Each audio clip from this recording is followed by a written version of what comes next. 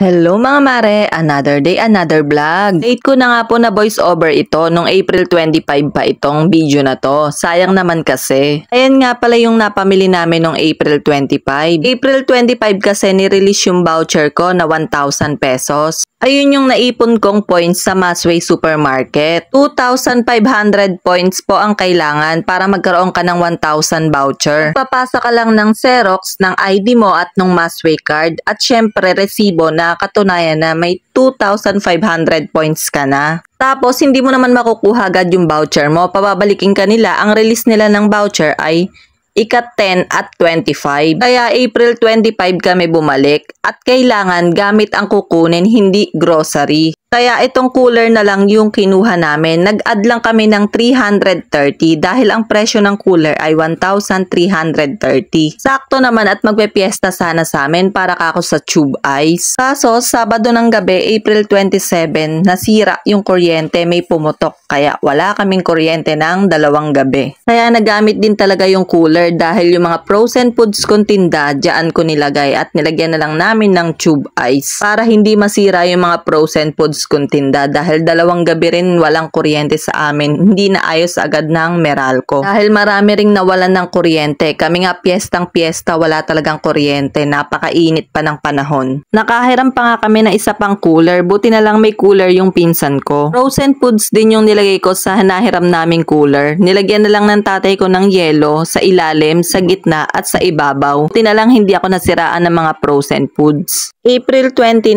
Monday, buti na lang may dumating ng Meralco at inayos na nila yung kuryente namin. Mga 3 PM, ayun, may kuryente na kami. Dumaan din pala kami sa Robinson. Bumili lang ako ng ilang gamit namin sa bahay, tapos Rino. Ayan nga pala yung voucher ko, guys. Ayun lang, maraming salamat sa panonood. Bye!